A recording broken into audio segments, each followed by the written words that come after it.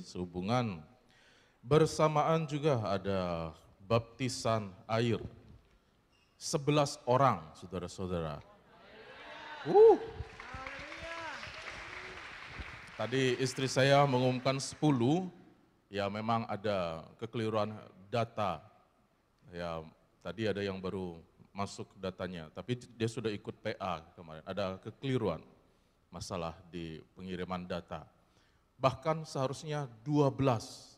Ya, tapi saya pikir sayang sekali momentum ini seharusnya 12 supaya pas 12 murid Kristus, 12 suku Israel, 12 batu permata di dada imam besar, 12 gerbang di sorga, tapi ya memang di dunia nggak ada yang memuaskan, tapi 11 oke masih ya.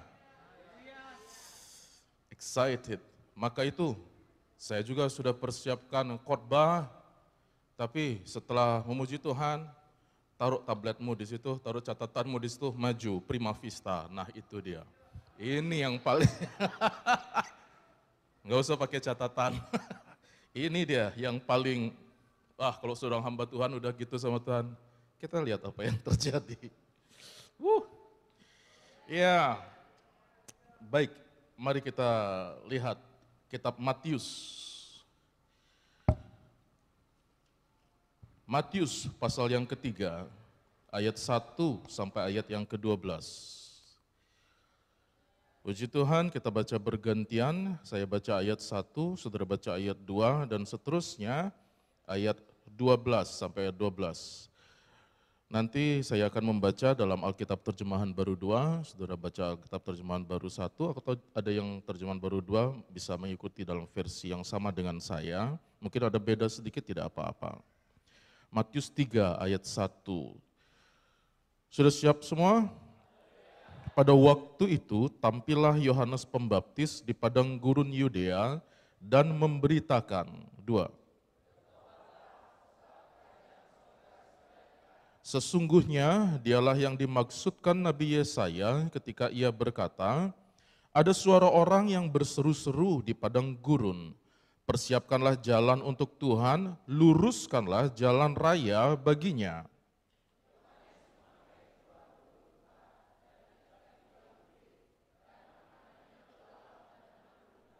Lalu datanglah kepadanya penduduk dari Yerusalem, dari seluruh Yudea, dan seluruh daerah sekitar Yordan.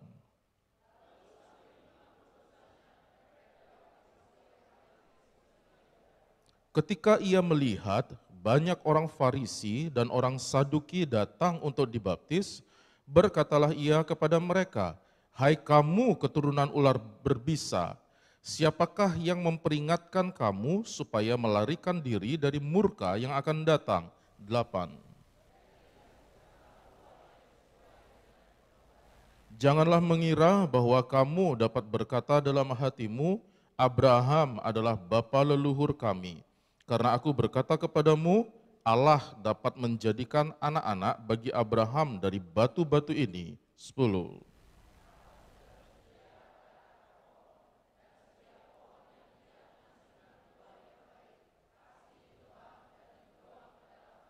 Aku membaptis kamu dengan air sebagai tanda pertobatan, tetapi ia yang datang kemudian setelah aku lebih berkuasa daripada aku, dan aku tidak layak melepaskan kasutnya.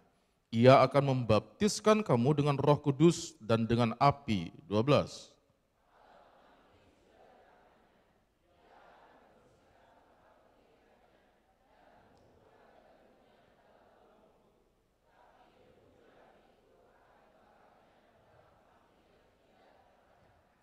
Kita memang paham baptisan air itu penting dalam perjalanan hidup sebagai orang Kristen, tetapi mungkin pemahaman kita seringkali campur-campur dengan tafsiran sesuka kita juga. Kita tidak melihat dari kacamata Alkitab secara murni maksud Tuhan untuk kita dibaptis. Ada beberapa makna baptisan itu Misalnya sebagai simbol persamaan kematian dan kebangkitan antara kita dengan Tuhan Yesus Kristus. Kemudian kita juga mau mendeklarasikan bahwa Yesus Kristus itu adalah anak Allah. Kita juga mau menunjukkan iman kita dalam baptisan itu. Kita kemudian mau menunjukkan komitmen penuh untuk masuk sebagai anggota tubuh Kristus, baik secara lokal ataupun universal. Kita sama-sama menjadi anggota tubuh Kristus, yaitu orang-orang percaya, orang-orang Kristen. Tetapi yang jarang kita paham bahwa baptisan itu mempunyai porsi yang tidak secara kebetulan sangat penting dan kelihatannya itu menjadi tonggak atau momentum yang Tuhan tunjukkan bagi umat manusia dalam kerangka keselamatan. Maksudnya begini, tadi Bapak Ibu Saudara sekalian membaca di dalam Matius pasal 3 ini ayat 1 sampai ayat yang ke-3. Di sana dicatat bahwa kemunculan dari Yohanes Pembaptis, dia merupakan wujud, pernyataan, penggenapan dari nubuatan yang dikatakan oleh Nabi Yesaya 700 tahun sebelum masa Tuhan Yesus lahir. Antara Yohanes Pembaptis dengan Tuhan Yesus ini seperti satu mata uang dengan dua wajah itu yang nggak bisa dipisahkan. Maksudnya kalau Yesus hanya datang begitu saja tanpa menggenapi nubuatan Yesaya, tidak ada suara yang membuka jalannya itu, berarti dia bukan Yesus yang dimaksud. Bukan dia Mesiasnya, bukan dia juru selamatnya. Enggak boleh tiba-tiba ada yang muncul dan ngaku, aku Yesus, Mesias, juru selamat.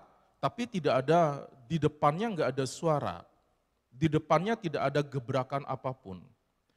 Begitu juga sebaliknya, kalau hanya Yohanes Pembaptis saja yang muncul dan dia menggebrak sejarah umat manusia, khususnya bagi bangsa Israel pada waktu itu, di mana dia berseru, bertobatlah, kerajaan Allah sudah dekat. Ini nabi yang agak nyentrik. Dia langsung to the point, tunjuk untuk orang bertobat. Bajunya juga nyentrik, bulu unta. Ya, makanannya juga nyentrik, belalang dan madu. Tetapi orang tertarik dengan dia. Ada banyak orang datang untuk mengikuti dia. Tapi kalau kemudian kemunculannya itu berhenti sampai di situ, tidak ada yang mengikuti berikutnya, berarti bukan dia suaranya. Bapak Ibu bisa paham sampai di sini? Mereka berdua ini satu tim. Kenapa begitu penting? Karena ketika Maria hamil, Bapak Ibu pasti ingat, ketika Maria hamil, perempuan muda ini mengejutkan banyak orang. Tiba-tiba seorang perawan hamil. Bayangkan jika tidak ada peristiwa fenomenal sebelumnya, tiba-tiba ada seorang wanita muda, perawan, hamil di kampung Bapak Ibu Saudara sekalian, dan dia bilang, aku hamil. Siapa yang menghamili? Ini karena Roh Kudus menaungiku. Itu don't make ini, tidak masuk akal. Itu akan langsung ditimpuk batu. Tetapi cara Tuhan untuk memblokir Maria dari hukuman mati, Tuhan datang kepada Sakaria dulu. Seorang imam yang bertugas melayani di Bait Allah, dan pelayanannya itu sekali seumur hidup Bapak Ibu Saudara sekalian. Pelayanan Sakaria itu bergiliran. Biasanya pelayanan itu ditunggu-tunggu oleh imam yang dipilih, dan tidak sembarangan pilihannya, biasanya itu pelayanan satu kali seumur hidup. Dia bisa masuk ke ruang Maha Kudus. Sakaria yang kena undi pada waktu itu, terpilih pada waktu itu, tidak kebetulan sama sekali. Tiba-tiba malaikat Gabriel muncul di depan dia dengan pernyataan yang mengejutkan, hari ini istrimu hamil. Zakaria bilang, bagaimana mungkin, sudah tua. Elisabeth dan kami sudah lama menikah, dia mandul, sudah tua. Kau bisu, itu menjadi tanda. Zakaria yang baru selesai melayani, seharusnya dia bisa keluar, pelayanan imam besar, setelah keluar dari katakanlah bait Allah atau kemah pertemuan, dia harus keluar, memberikan berkat bagi umat. Seperti saudara selesai ibadah, kita undang Ibu Gembala untuk doa berkat. Itu yang ditunggu-tunggu saat ibadah. Makanya saudara-saudara diharapkan selesai ibadah. Jangan saudara pikir, oh selesai firman Tuhan terus keluar, urus ini dan itu dulu. Oh itu enggak terlalu penting. Yang penting itu sebetulnya pada waktu terakhir ibadah, pemimpin saudara, hamba Tuhan, mengangkat tangan dan memberkati saudara. Itu ditunggu-tunggu. Bayangkan ketika Zakaria keluar dari tempat ibadah, dari ruang Maha Kudus, seharusnya dia mengucapkan berkat bagi umat, yang ada dia nggak bisa ngomong. Dia bisu. Itu menjadi fenomena. Orang kaget. Plus ketika pulang ke rumah, Elisabeth sudah bawa tes pack, 2 garis biru.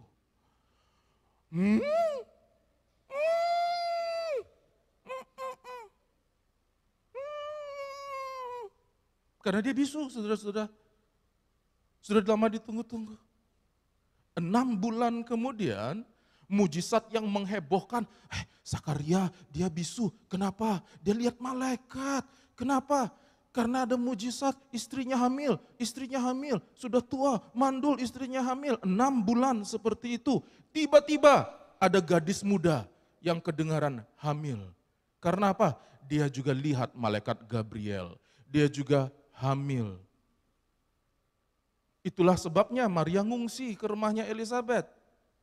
Gabriel suruh, pergilah ke sanakmu, dia juga sudah mengandung. Jadi begitu saudara-saudara cara Tuhan untuk menunjukkan dan juga meneguhkan antara Yohanes Pembaptis dengan Yesus Kristus. Itu bukan hanya sekedar 2 tokoh yang muncul tanpa ada ikatan yang besar. Ikatannya sangat besar, mereka harus berdampingan munculnya. Makanya Yesaya bilang harus ada suara dulu yang membuka. Sama seperti peristiwa kelahirannya, harus Elisabeth dulu. Supaya apa? Kan orang sudah sungkan, ini imam, keluarga imam, dia sudah melihat Gabriel. Kalau Maria datang dan bilang, aku juga melihat Gabriel. Zakaria yang melindungi Maria, betul.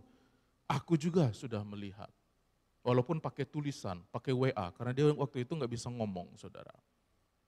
Elisabeth sudah hamil, sudah besar perutnya, 6 bulan, siapa yang bisa menyanggah itu? Terlindunglah Maria, nggak jadi ditimpuk batu. Begitu ceritanya. Itulah sebabnya ketika Yesus muncul, harus ada Yohanes yang di depan. Hubungannya apa? Dengan pembaptisan. Mungkin Bapak Ibu Saudara sekalian menganggap baptisan itu sekedar pelengkap. Saudara-saudara menjadi orang Kristen. Saudara lupa dengan pentingnya baptisan, di mana dalam rencana kerangka keselamatan Allah, seperti yang kita baca tadi dan sudah saya jelaskan tadi, Yesus Kristus itu lahir, ada Yohanes Pembaptis yang di depan Yesus. Mengapa Tuhan tidak utus Yohanes pengkhotbah? Bukankah khotbah itu penting? Mengapa Tuhan tidak utus Yohanes pemuji, penyembah Tuhan? Bukankah memuji dan menyembah Tuhan itu penting? Mengapa Tuhan tidak utus Yohanes nabi begitu saja untuk muncul?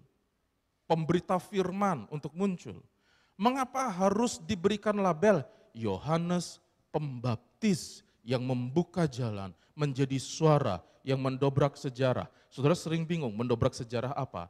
Kalau saudara lihat lembaran dari PL, Perjanjian Lama dan Perjanjian Baru saudara itu, ada kertas putih kan, itu harganya 400 tahun saudara-saudara. Setelah kitab Maleaki, Tuhan tidak bicara apapun lagi kepada bangsa Israel. Tiba-tiba muncul Yohanes Pembaptis dengan kabar bertobatlah kerajaan Allah sudah dekat. Itu menggemparkan Israel. Itu maksudnya gebrakan itu yang dilakukan oleh Yohanes Pembaptis. Sekali lagi dalam pemikiran ini di kerangka keselamatan, di dalam rencana kerangka keselamatan Allah yang sudah disusun berabad-abad sebelumnya. Ternyata Yohanes Pembaptis yang muncul.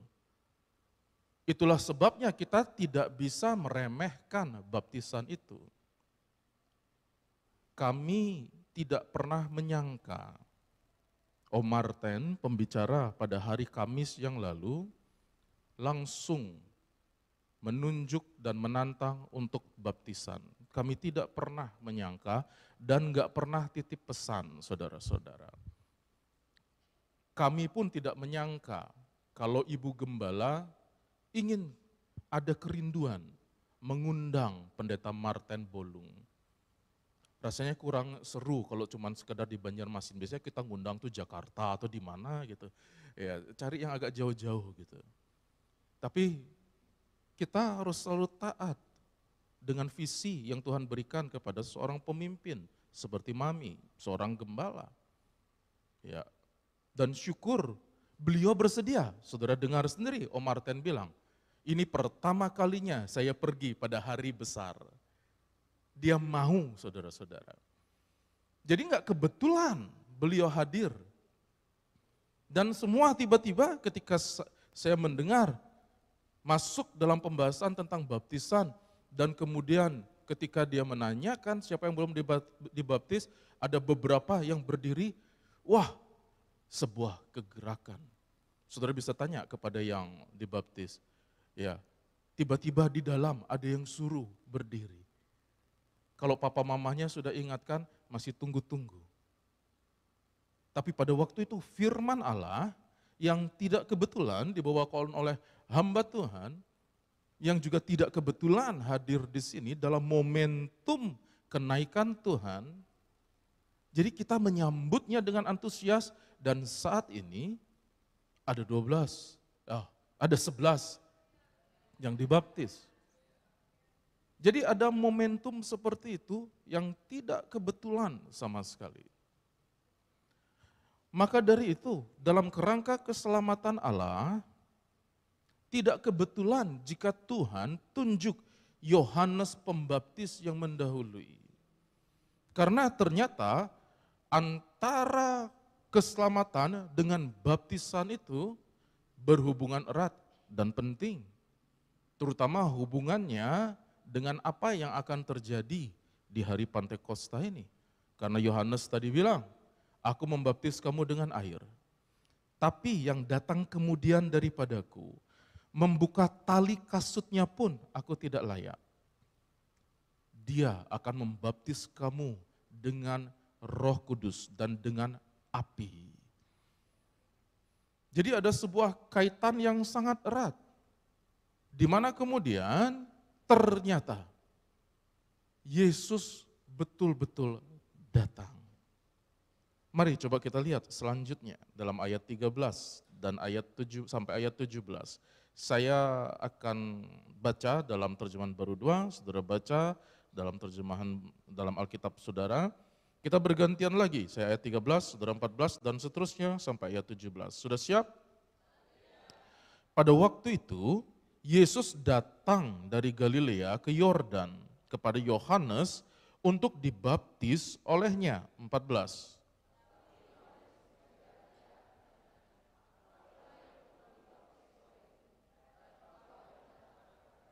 Jawab Yesus kepadanya, biarlah hal itu terjadi sekarang karena demikianlah sepatutnya kita menggenapkan seluruh kehendak Allah. Yohanes pun menurutinya. 16.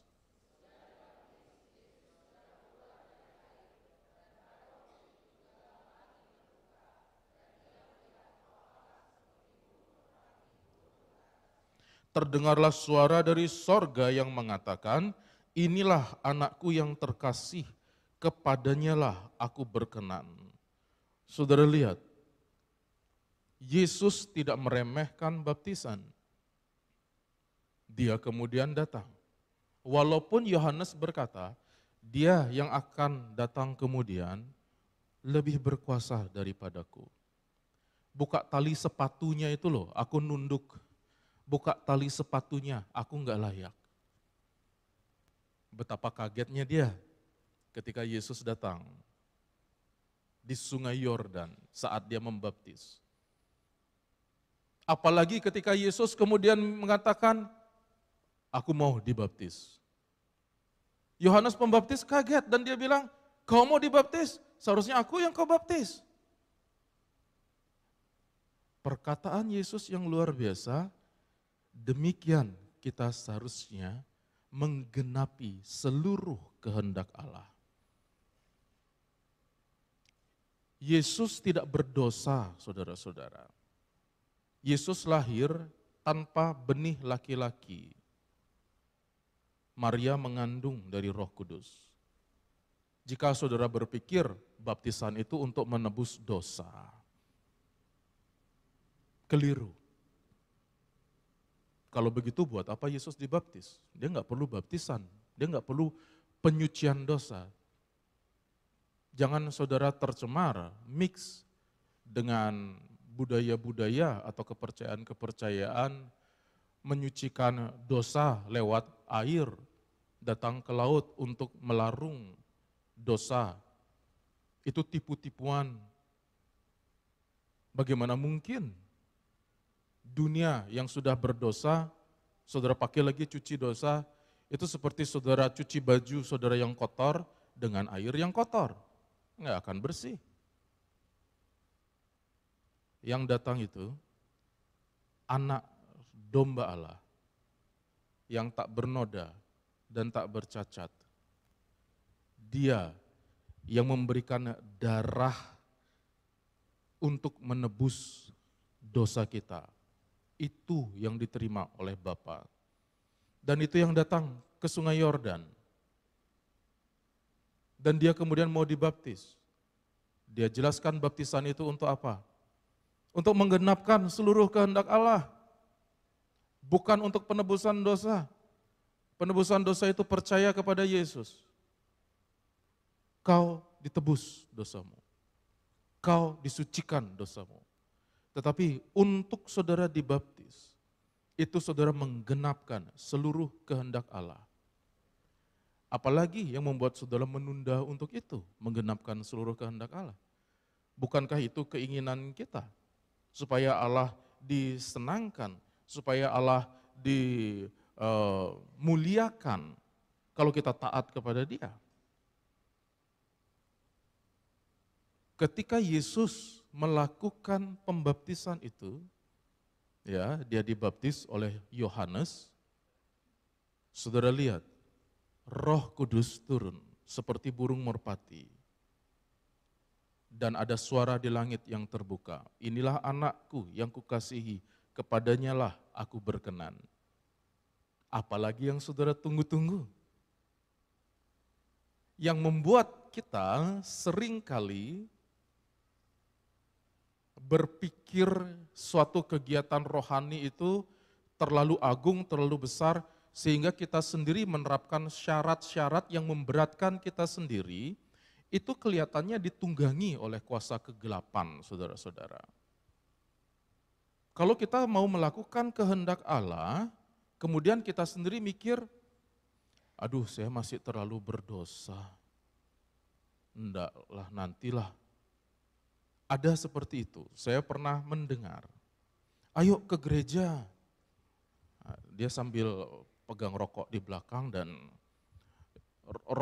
dan ngomong sama saya, nantilah Pak Pendeta, kalau saya sudah nggak berdosa lagi, itu kan tempat suci, itu tempat orang-orang kudus, saya ini masih kotor, nggak layak saya masuk situ. Kasihan yang begitu, saudara. Kenapa? Karena itu betul-betul ditunggangi supaya matanya terhalang. Saudara ke sini masuk gereja, apapun dosamu, semerah apapun, kalau engkau ketemu dengan Tuhan Yesus akan disucikan seputih salju. Yesus datang bukan untuk orang-orang benar. Yesus datang untuk orang-orang berdosa. Dokter itu ada untuk orang-orang sakit. Kalau kita semua ini sudah tidak berdosa, sudah kudus, kita nggak ada di dunia. Nggak perlu lagi kita. Jadi untuk masuk dalam baptisan, untuk melakukan firman Allah, seringkali kita yang membatasi diri. Kita yang tunggu-tunggu. Kita yang menerapkan syarat-syarat sendiri. Alkitab seringkali menyindir orang-orang seperti itu.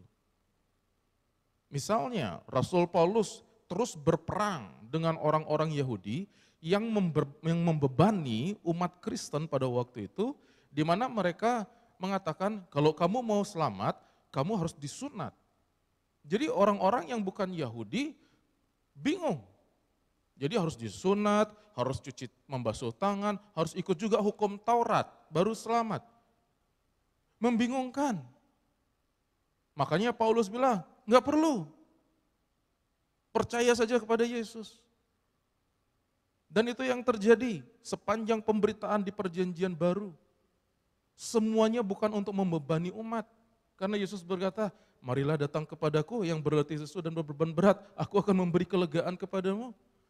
Pikulah kuk yang kupasang, ya, dan belajarlah daripadaku karena aku lemah lembut. Jadi saudara-saudara, ketika saudara mengikuti firman Allah, jangan dibebani dengan dirimu sendiri. Jangan diblok. Aku mau pelayanan di gereja, kira-kira aku diterima enggak ya? Aku enggak bisa apa-apa. Kalau saudara sudah mau melayani, datang, aktif. Pasti saudara akan diberikan pelayanan. Ya pelayanan apapun kira-kira nanti yang akan saudara cocok di situ. Saya aja sampai sekarang selalu melamar untuk jadi WL, enggak diterima saudara. Jadi singer saja enggak diterima. Ya, pernah enggak saudara lihat saya WL hari Minggu? Enggak pernah kan? Karena memang kapasitasnya enggak di situ. Ya. Jadi akan ada pelayanan yang cocok bagi saudara.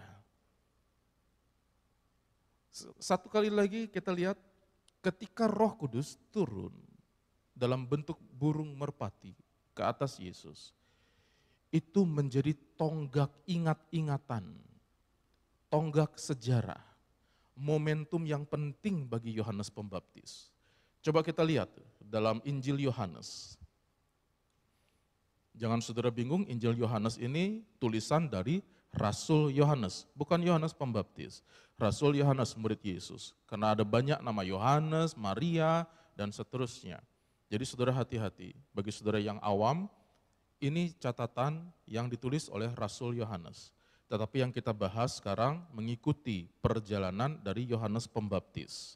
Dalam pasal 1 ayat 29 sampai ayat yang ke-34. Saya baca ya, saudara simak baik-baik. Keesokan harinya, Yohanes melihat Yesus datang kepadanya dan ia berkata, lihatlah anak domba Allah yang menghapus dosa dunia. Dialah yang kumaksudkan ketika kukatakan sesudah aku akan datang seorang yang telah mendahului aku sebab dia telah ada sebelum aku. Aku pun dulu tidak mengenal dia, tetapi untuk itulah aku datang dan membaptis dengan air supaya ia dinyatakan kepada Israel. Selanjutnya Yohanes bersaksi katanya, aku telah melihat roh turun dari langit seperti merpati dan ia tinggal di atasnya. Aku pun dulu tidak mengenalnya, tetapi dia yang mengutus aku untuk membaptis dengan air telah berfirman kepadaku, jikalau engkau melihat roh itu turun ke atas seseorang dan tinggal di atasnya, dialah yang akan membaptis dengan Roh Kudus. Aku telah melihatnya dan memberi kesaksian, inilah anak Allah. Ada konfirmasi kalau Yesus mengeraskan hatinya. Aku dibaptis sama Yohanes Pembaptis, gengsi dong. Aku kan anak Allah. Nggak bisa Yohanes Pembaptis membaptis aku.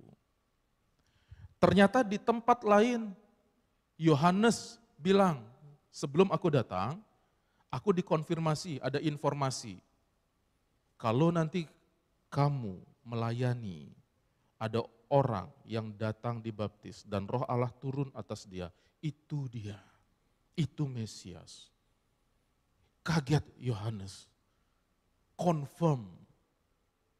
Jadi baptisan bukan hal yang kebetulan, baptisan bukan hal yang terlalu saudara besar-besarkan, terlalu sakral. Tunggu nak, sampai kamu suci dulu, kudus dulu. Tunggu nak, sampai kamu begini dan begitu dulu. Syarat baptisan itu sangat mudah. Percaya kepada Tuhan Yesus Kristus dan ada banyak air, sudah bisa dibaptis. Tidak ada amin, mari kita baca Kisah Rasul. Saudara, enggak harus ada sesajian ini kah Ton? Enggak ada harus ayam hitam kah Ton? Kelihatannya Tuhan mau diperjelas ini. Ya. Mari kita lihat Kisah Rasul pasal 8.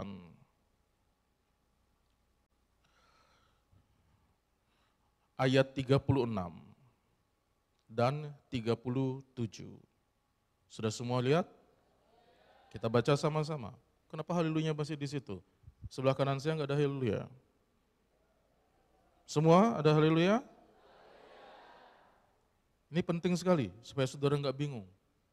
Supaya memperbaiki ajaran-ajaran saudara. Siapa tahu saudara yang menerapkan bikin orang berat, mau dibaptis jadi berat.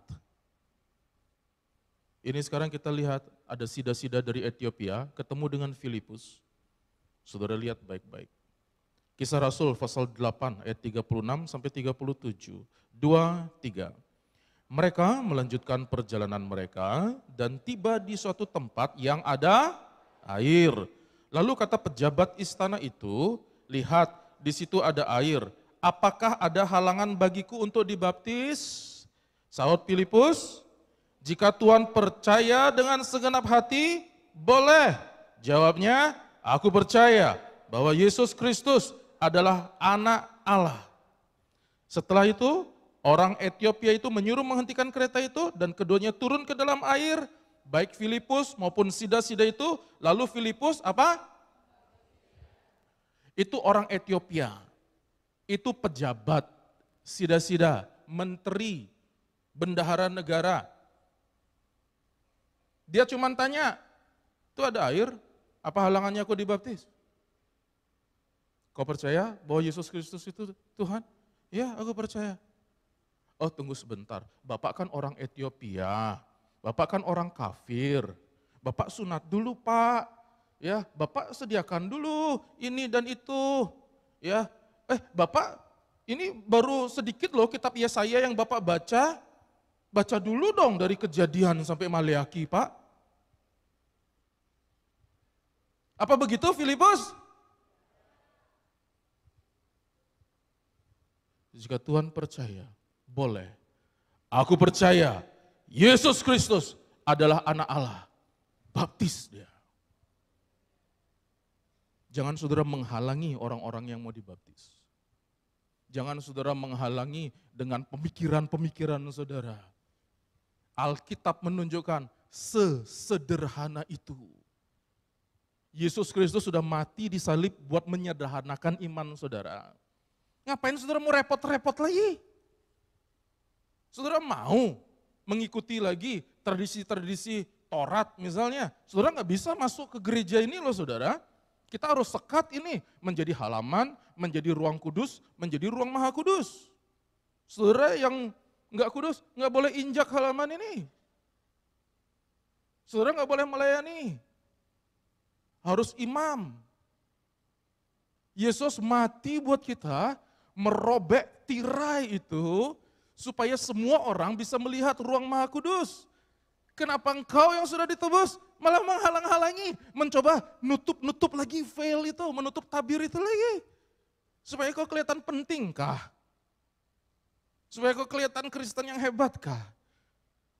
Rasul aja nggak kayak gitu saudara. Filipus lari loh saudara, mendekati kereta itu, khusus buat sida-sida itu. Selesai dia baptis sida-sida itu, hilang lagi dia. Sudah kelihatan di Asdod. Sudah terkesan dengan The Flash. Alkitab sudah catat duluan, ada Filipus yang bisa lari melewati kereta.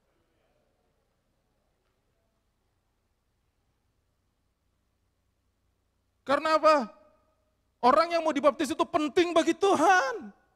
Filipus, pergi kamu ke sana. Saudara lihat satu lagi ya, sebelum kita tutup, satu lagi. Kisah Rasul lagi, pasal 10. Ini repot lagi nih, satu ini. Ada Simon Petrus. Ini Yahudi sejati nih. Simon Petrus, saudara, Kisah Rasul 10. Ya. Kita langsung saja, ayat yang ke-44. Nanti saudara bisa baca semua pasal ini. Ayat 44 sampai ayat 47 saja, 44 sampai 47. Saya baca 44, saudara 45, seterusnya sampai 47. Haleluya. Sementara Petrus berkata demikian, turunlah Roh Kudus ke atas semua orang yang mendengarkan pemberitaan itu. 45.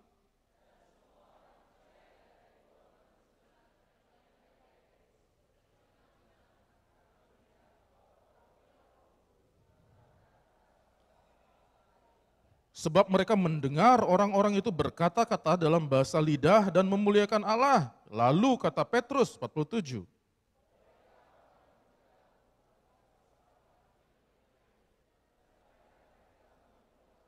Oke, 48, satu lagi sama-sama, 2, 3. Lalu ia menyuruh mereka dibaptis dalam nama Yesus Kristus. Kemudian mereka meminta Petrus untuk tinggal beberapa hari lagi bersama mereka. Saudara tahu, Petrus pergi ke rumah Kornelius itu enggak gampang loh saudara. Tuhan tahu, ini orang fanatik nih. Jangankan ngomong sama Kornelius yang Italia, prajurit Roma. Masuk ke rumahnya aja, pasti nih orang Yahudi ini enggak mau nih. Makanya waktu dia doa, Tuhan tunjukkan. Turunlah sebuah tirai yang membungkus makanan yang kemudian terbuka. Kemudian ada suara Petrus makan.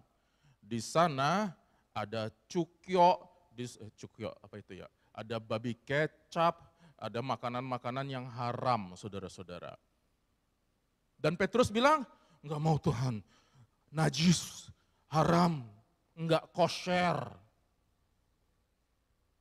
Datang lagi, Petrus makan. Enggak Tuhan, itu haram Tuhan, enggak boleh. Datang lagi sekali, Petrus makan. Petrus ingat, kalau udah 3 kali Tuhan ngomong, bahaya nih. Masih ingat kemarin yang di tepi Danau Tiberias? Oke, wait a minute. Berdoa lagi dia, tiba-tiba dia dengar suara, nanti akan ada yang jemput kamu. Kamu siap pergi ke Iope ya? Pergi ke rumah yang namanya Kornelius. Belum selesai omongan itu, tiba-tiba di bawah ada ketok pintu. Ada orang yang menjemput. Bolehkah Bapak Petrus bisa kami ajak? Pergilah dia, ketemu dengan Kornelius. Orang Italia, orang kafir saudara-saudara. Dan kemudian orang ini bersaksi, aku melihat malaikat. Pak Petrus, Om Petrus, suruh menjemput Om. Kemudian dia menceritakan bagaimana Tuhan datang kepada dia, Petrus akhirnya mengerti. Khotbah Petrus enggak lama saudara. Ketika Petrus mulai menyebut nama Yesus, tiba-tiba Kornelius sekeluarga bersama dengan sanaknya yang diajak penuh dengan Roh Kudus. Petrus enggak bisa nahan. Saudara pernah lihat ada pendeta-pendeta yang berusaha, saudara-saudara penuh Roh Kudus, 1, 2, 3, pangkatnya apa? Nyuruh-nyuruh Roh Kudus. Roh Kudus enggak bisa diatur, Roh Kudus enggak bisa dibatasi sesuka dia, saudara-saudara. Karena Roh Kudus adalah pribadi Allah. Kita hamba-hambanya taat aja. Dan Petrus menyambut itu. Selesai dia lihat, orang-orang ini udah penuh Roh Kudus. Loh, ini kalau main sepak bola ini namanya apa tuh kalau backnya di belakang itu? offside ini, kok nggak cocok? Kalau Tuhan sudah atur, nggak perlu cocok-cocokan. Penuh Roh Kudus dulu dan baptis dia. Saudara nggak bisa atur, Tuhan kan harusnya baptis dulu baru penuh Roh Kudus. Orang kafir penuh Roh Kudus dulu. Apa halangannya dia dibaptis? Jangan menghalangi kerja Tuhan, saudara-saudara. Kasihan hidupmu nanti.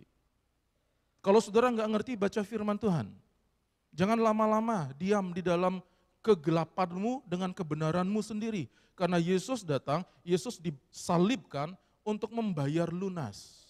Membayar lunas. Semua yang bikin saudara repot itu dibayar lunas. Darahnya cukup, darahnya bisa, darahnya sanggup. Dan kalau saudara merespon itu, aku mau menggenapi seluruh kehendak Allah. Aku mau dibaptis, puji Tuhan. Enggak ada halangan. Dan tidak ada halangan sama sekali. Saudaramu penuh Roh Kudus hari ini, aku juga belum dibaptis, bisakah aku penuh Roh Kudus? Aku masih begini dan begitu. Kalau saudara membuka hatimu, seperti Cornelius, bisa. Karena karya Allah tidak bisa dibatasi. Saudara mau menikmati itu? Ya. Haleluya. Haleluya. Haleluya. Haleluya. Puji Tuhan. Kita naikkan pujian. Haleluya. Yang tadi dinyanyikan oleh istri dan anak saya bersama-sama. Apa judulnya tadi itu? Betapa dahsyat Engkau Tuhan. Betapa dahsyat Engkau Tuhan, pencipta segala yang ada, dulu sekarang sampai selamanya. Hanya Engkau Tuhan, Tak terselami pikiranmu. tak terselami Haleluya.